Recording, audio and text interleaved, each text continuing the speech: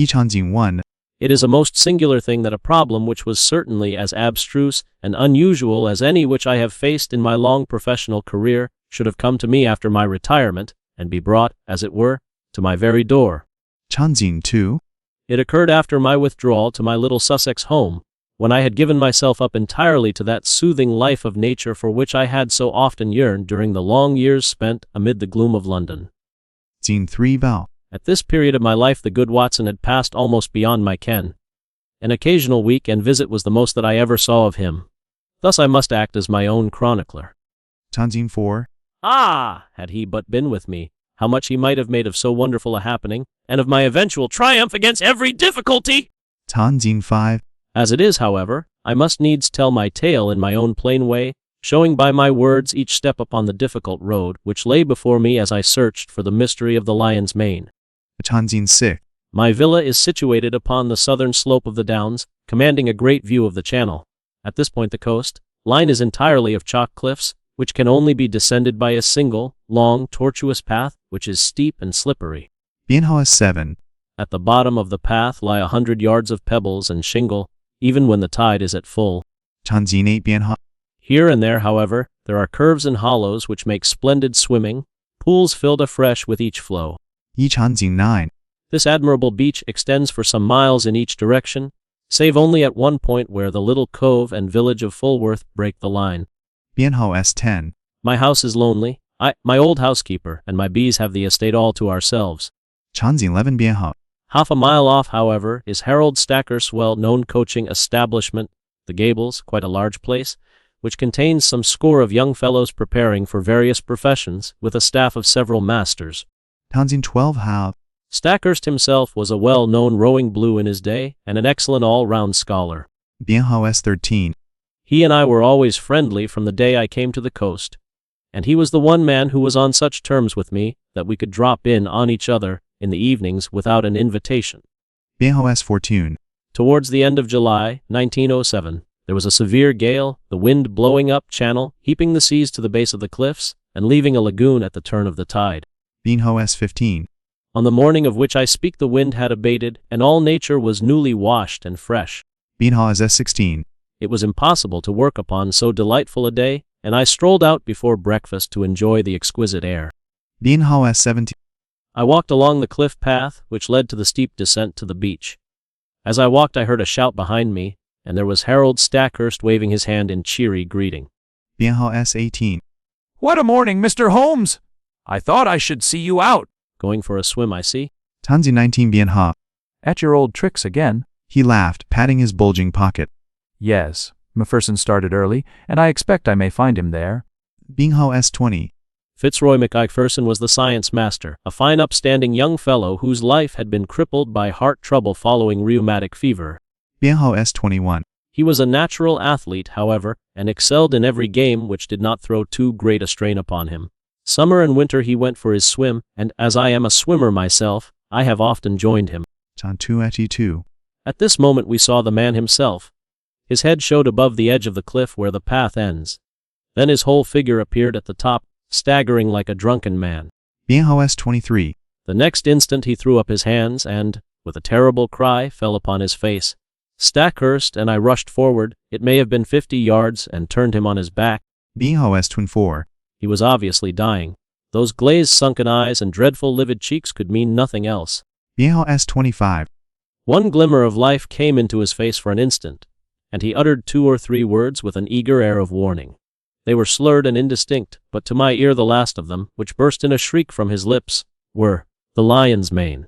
编号 S26. It was utterly irrelevant and unintelligible, and yet I could twist the sound into no other sense. Then he half raised himself from the ground, threw his arms into the air and fell forward on his side. He was dead.编号 S27. My companion was paralyzed by the sudden horror of it, but I, as may well be imagined, had every sense on the alert. And I had need, for it was speedily evident that we were in the presence of an extraordinary case. 编号 S28. The man was dressed only in his Burberry overcoat, his trousers, and an unlaced pair of canvas shoes. As he fell over, his Burberry, which had been simply thrown round his shoulders, slipped off, exposing his trunk.编号 S29. We stared at it in amazement.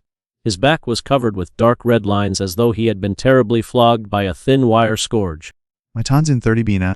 The instrument with which this punishment had been inflicted was clearly flexible, for the long, angry wheels curved round his shoulders and ribs. Tanzin 31 Bo. There was blood dripping down his chin, for he had bitten through his lower lip in the paroxysm of his agony. His drawn and distorted face told how terrible that agony had been. Bean Hoes 32. I was kneeling and Stackers standing by the body when a shadow fell across us, and we found that Ian Murdoch was by our side. Bean Hoes 33. Murdoch was the mathematical coach at the establishment, a tall, dark, thin man, so taciturn and aloof that none can be said to have been his friend. Being Hoes 34. He seemed to live in some high, abstract region of surds and conic sections with little to connect him with ordinary life. Bean Hoes 35. He was looked upon as an oddity by the students, and would have been their butt, but there was some strange outlandish blood in the man, which showed itself not only in his coal, black eyes and swarthy face, but also in occasional outbreaks of temper, which could only be described as ferocious. Seth 36. On one occasion, being plagued by a little dog belonging to Macpherson, he had caught the creature up and hurled it through the plate glass window, an action for which Stackhurst would certainly have given him his dismissal had he not been a very valuable teacher. Bean Hoes 37. Poor fellow! What can I do? How can I help? Were you with him? Can you tell us what has happened? Bean Hoes 38. No. I was late this morning. I was not on the beach at all. I have come straight from the Gables. What can I do? Bean Hoes 39. You can hurry to the police station at Fulworth. Report the matter at once. Without a word he made off at top speed, and I proceeded to take the matter in hand, while Stackhurst, dazed at this tragedy, remained by the body. Tanzin 40 Bien Ha. My first task, naturally, was to note who was on the beach. From the top of the path I could see the whole sweep of it, and it was absolutely deserted save that 2 or 3 dark figures could be seen far away moving towards the village of Fulworth. Bean Hoes 41. Having satisfied myself upon this point, I walked slowly down the path. There was clay or soft marl mixed with the chalk, and every here and there I saw the same footstep, both ascending and descending. Bean Hoes 42. No one else had gone down to the beach by this track that morning. At one place I observed the print of an open hand with the fingers towards the incline. This could only mean that poor Macpherson had fallen as he ascended. Bean Hoes 43. There were rounded depressions too, which suggested that he had come down upon his knees more than once. At the bottom of the path was the considerable lagoon left by the retreating tide. Bean Hoes 44. At the side of it Macpherson had undressed, for there lay his towel on a rock. It was folded and dry, so that it would seem that after all he had never entered the water. Bean Hoes 45. Once or twice as I hunted round amid the hard shingle I came on little patches of sand where the print of his canvas shoe, and also of his naked foot, could be seen. Bean Hoes 46. The latter fact proved that he had made all ready to bathe, though the towel indicated that he had not actually done so. Bean Hoes 47. And here was the problem clearly defined, as strange a one as had ever confronted me. The man had not been on the beach more than a quarter of an hour at the most. Bean Hoes 48. Stackhurst had followed him from the Gables, so there could be no doubt about that. He had gone to bathe and had stripped, as the naked footsteps showed. Bean Hoes 49. Then he had suddenly huddled on his clothes again. They were all disheveled and unfastened, and he had returned without bathing, or at any rate without drying himself. Tanzin 50 Bien Feet. And the reason for his change of purpose had been that he had been scourged in some savage, inhuman fashion, tortured until he bit his lip through in his agony, and was left with only strength enough to crawl away and to die. Bien Hoes V1. Who had done this barbarous deed? There were, it is true, small grottos and caves in the base of the cliffs, but the low sun shone directly into them, and there was no place for concealment. Bien Hoes 52. When I at last returned to the body, I found that a little group of wandering folk had gathered round it. Stackhurst was, of course, still there, and Ian Murdoch had just arrived with Anderson, the village constable. Bien Hoes V3.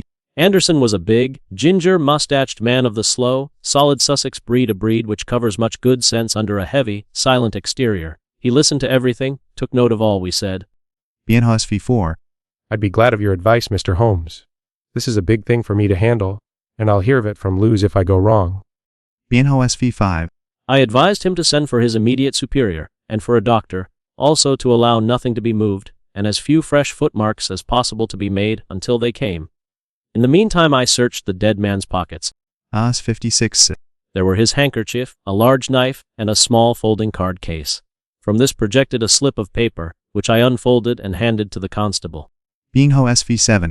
There was written on it in a scrawling, feminine hand, "I will be there, you may be sure, Maudie." It read like a love affair and assignation, though when and where were a blank.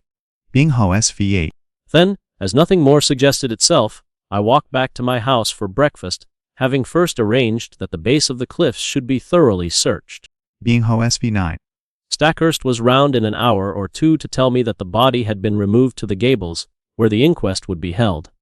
He brought with him some serious and definite news. Binho S60. The police have the letters. There is no doubt that it was a serious love affair. The identity of the writer is a certain Miss Maud Bellamy, of Fulworth. Binho S61. But hardly at a bathing pool, which all of you were in the habit of using. I remarked. Yin 62. It is mere chance, said he. that several of the students were not with Macpherson.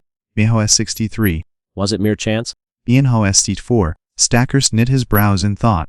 Ein Murdoch held them back. Said he. He would insist upon some algebraic demonstration before breakfast. Poor chap, he is dreadfully cut up about it all. Binho S65. And yet I gather that they were not friends. S66. At one time they were not, but for a year or more Murdoch has been as near to Macpherson as he ever could be to anyone. He is not of a very sympathetic disposition by nature. Binho S67. So I understand. I seem to remember your telling me once about a quarrel over the ill usage of a dog. Binho S68. That blew over all right. But left some vindictive feeling, perhaps. No, I am sure they were real friends. Binho S69. Well, then, we must explore the matter of the girl. Do you know her? Binho S70. Everyone knows her. She is the beauty of the neighborhood, a real beauty, Holmes, who would draw attention everywhere. Binho S71. I knew that Macpherson was attracted by her, but I had no notion that it had gone so far as these letters would seem to indicate. Binho S72. But who is she? She is the daughter of old Tom Bellamy, who owns all the boats and bathing cots at Fulworth. Binho S73. He was a fisherman to start with, but is now a man of some substance. He and his son William run the business. Binho S74. Shall we walk into Fulworth and see them? On what pretext? Binho S75. Oh, we can easily find a pretext. After all, this poor man did not ill-use himself in this outrageous way. Some human hand was on the handle of that scourge, if indeed it was a scourge which inflicted the injuries. Binho S66. Let us follow it up in every direction, and we can hardly fail to come upon the motive, which in turn should lead us to the criminal. Binho S77. It would have been a pleasant walk across the thyme, scented downs had our minds not been poisoned by the tragedy we had witnessed. Binho S78. The village of Fulworth lies in a hollow curving in a semicircle round the bay. Behind the old-fashioned hamlet several modern houses have been built upon the rising ground. Binho S79. It was to one of these that Stackhurst guided me. That's the Haven, as Bellamy called it. The one with the corner tower and slate roof. 1080 Binho. Not bad for a man who started with nothing, but... By Jove, look at that. The garden gate of the Haven had opened and a man had emerged. Binho S81. There was no mistaking that tall, angular, straggling figure. It was Ian Murdoch, the mathematician. A moment later we confronted him upon the road. Binho S82. Hullo! Said Stackhurst. The man nodded, gave us a sideways glance from his curious dark eyes, and would have passed us, but his principal pulled him up. Binho S83. What were you doing there? He asked. Tanzine 84. Murdoch's face flushed with anger. I am your subordinate, sir, under your roof. I am not aware that I owe you any account of my private actions. Binho S85. In the circumstances your answer is pure impertinence, Mr. Murdoch. Your own question might perhaps come under the same heading. How's S86? This is not the first time that I have had to overlook your insubordinate ways. It will certainly be the last. You will kindly make fresh arrangements for your future as speedily as you can. Binho SNE7. I had intended to do so. I have lost today the only person who made the Gables habitable. He strode off upon his way. Binho S88. The one thing that impressed itself forcibly upon my mind was that Mr. Ian Murdoch was taking the first chance to open a path of escape from the scene of the crime. Being S89. Stackhurst pulled himself together and we went forward to the house.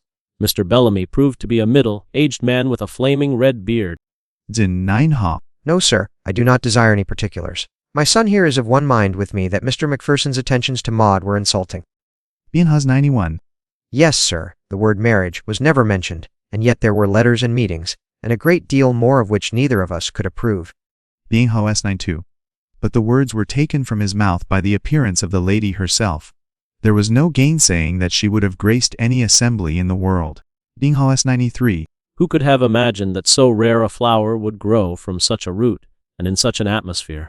Tanzi 94. Women have seldom been an attraction to me, for my brain has always governed my heart, but I could not look upon her perfect clear, cut face without realizing that no young man would cross her path unscathed. Being 95. I know already that Fitzroy is dead. She said. Do not be afraid to tell me the particulars. Being S96.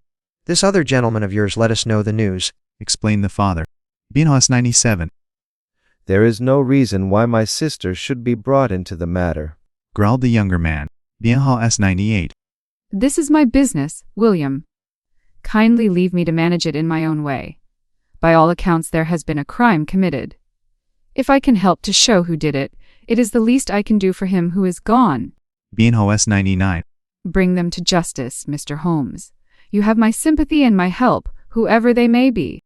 200 being Hunt. Thank you. I value a woman's instinct in such matters. You use the word they.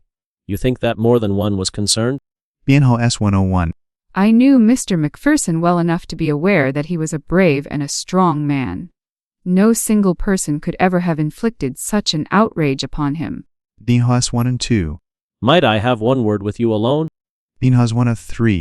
I tell you, Maud, not to mix yourself up in the matter, cried her father angrily. Being S1 under 4. The whole world will know the facts presently, so there can be no harm if I discuss them here, said I. I should have preferred privacy, but if your father will not allow it, he must share the deliberations. Being S5.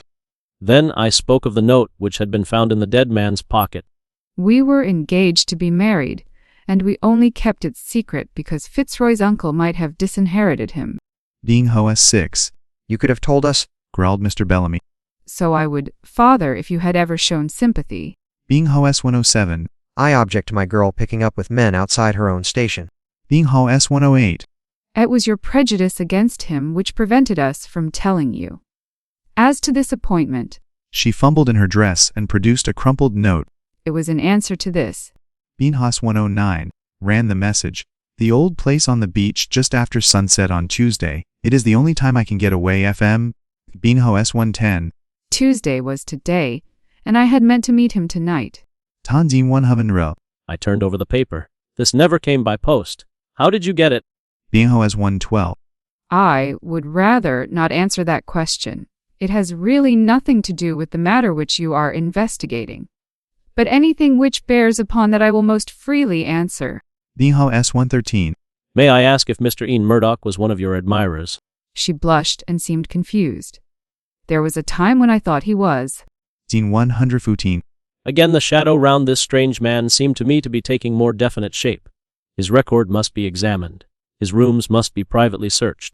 Being S115. A week passed. In all my chronicles the reader will find no case which brought me so completely to the limit of my powers. And then there came the incident of the dog. Being S116. Sad story this, sir, about Mr. Macpherson's dog. Said she one evening. Died of grief for its master. Being S117. Today 2 of the young gentlemen from the Gables found it dead, down on the beach, sir, at the very place where its master met his end. Scene 118 yen. At the very place.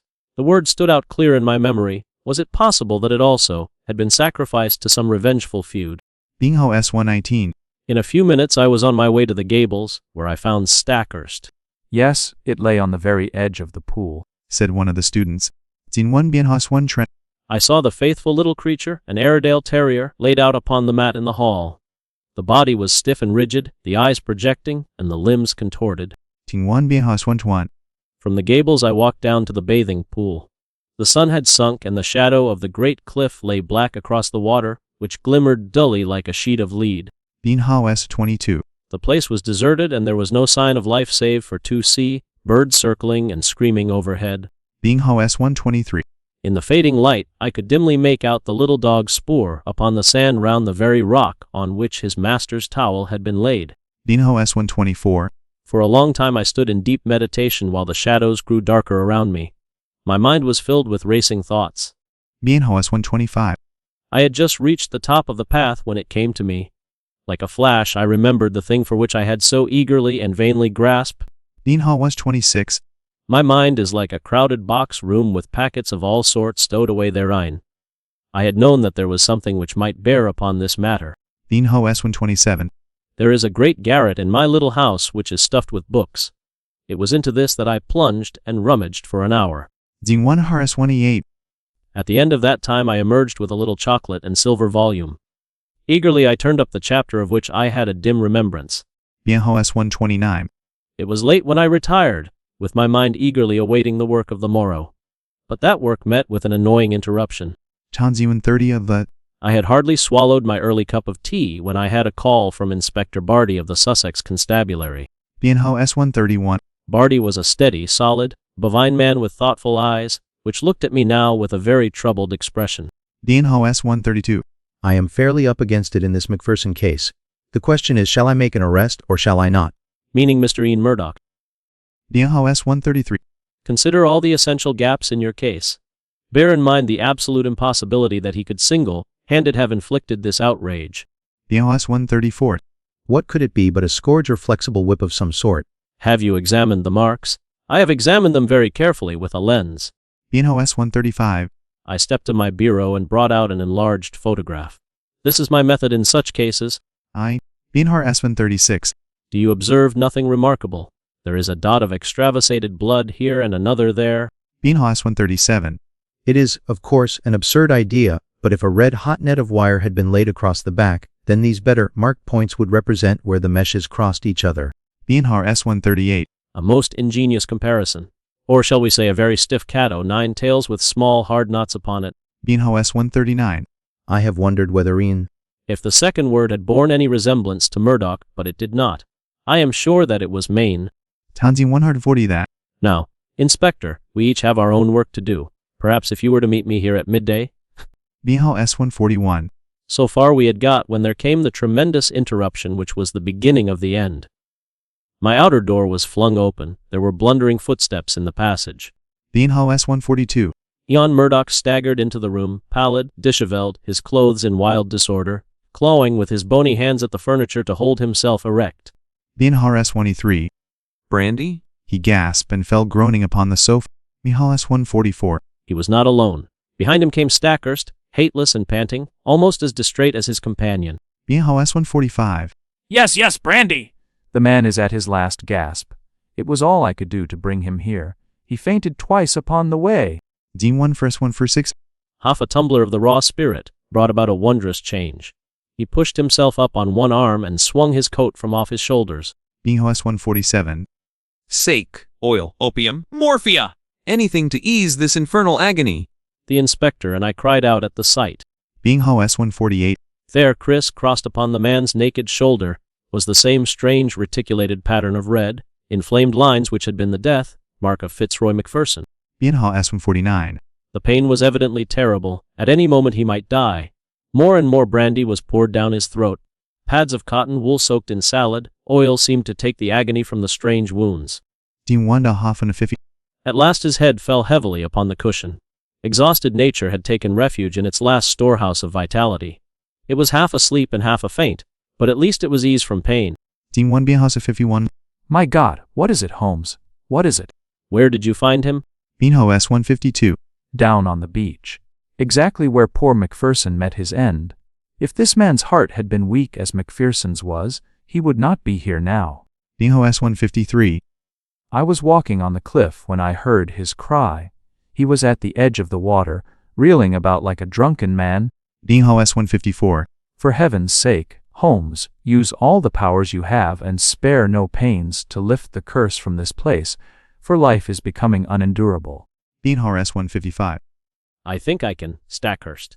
Come with me now, And you, Inspector, come along. We will see if we cannot deliver this murderer into your hands. Binho S156.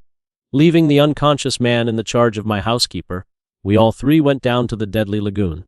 On the shingle there was piled a little heap of towels and clothes. Binho S157. Slowly I walked round the edge of the water, my comrades in Indian file behind me. Most of the pool was quite shallow, but under the cliff it was 4 or 5 feet deep. Binho S158. It formed a beautiful pellucid green pool as clear as crystal. A line of rocks lay above it, and along this I led the way, peering eagerly into the depths beneath me. Binho S159. I had reached the deepest and stillest pool when my eyes caught that for which they were searching, and I burst into a shout of triumph. "Sienia!" I cried. "Sienia! Behold the lion's mane!" Binho S160. The strange object did indeed look like a tangled mass torn from the mane of a lion. It lay upon a rocky shelf some 3 feet under the water, a curious waving, vibrating, hairy creature. Binho S161. "It has done mischief enough. Its day is over." I cried. "Help me, Stackhurst! Let us end the murderer forever." Binho S62. There was a big boulder just above the ledge, and we pushed it until it fell with a tremendous splash into the water. Binho S1C3. One flapping edge of yellow membrane showed that our victim was beneath it. A thick oily scum oozed out from below the stone and stained the water round, rising slowly to the surface. Binho S1C4. Well, this gets me, cried the inspector. What was it, Mr. Holmes? I'm born and bred in these parts, but I never saw such a thing. It don't belong to Sussex. Binho S165. Just as well for Sussex. It may have been the south-west gale that brought it up. Come back to my house, both of you. Binho S166. When we reached my study, we found that Murdoch was so far recovered that he could sit up. He was dazed in mind, and every now and then was shaken by a paroxysm of pain. Binho S167. In broken words he explained that he had no notion what had occurred to him, save that terrific pangs had suddenly shot through him. Binho S168. Here is a book, I said, taking up the little volume, which first brought light into what might have been forever dark. It is Out of Doors by the famous observer J.G. Wood. Binho S169. Sienia capillata is the miscreant's full name, and he can be as dangerous to life as, and far more painful than, the bite of the cobra. Son of Binho S17. If the bather should see a loose roundish mass of tawny membranes and fibres, something like very large handfuls of lion's mane and silver paper, let him beware. Binho S171. He goes on to tell his own encounter. The multitudinous threads caused light scarlet lines upon the skin, which resolved into minute dots charged as it were with a red, hot needle. Binho S172. The local pain was the least part. Pangs shot through the chest, causing me to fall as if struck by a bullet. The heart would give 6 or 7 leaps as if it would force its way through the chest. Binho S23. It nearly killed him. He says that he could hardly recognize himself afterwards, so white, wrinkled, and shriveled was his face. He gulped down brandy, a whole bottleful. Binho S174. There is the book, Inspector. I leave it with you, and you cannot doubt that it contains a full explanation of the tragedy of poor Macpherson. Binho S175. And incidentally exonerates me? Remarked in Murdoch with a wry smile. I feel that on the very eve of my arrest, I have only cleared myself by sharing the fate of my poor friend. Binho S76. No, Mr. Murdoch. I was already upon the track, and had I been out as early as I intended I might well have saved you from this terrific experience. Binho S177. But how did you know, Mr. Holmes? I am an omnivorous reader with a strangely retentive memory for trifles. That phrase lion's mane haunted my mind. Binho S178. There are 1 or 2 words of explanation which I should give.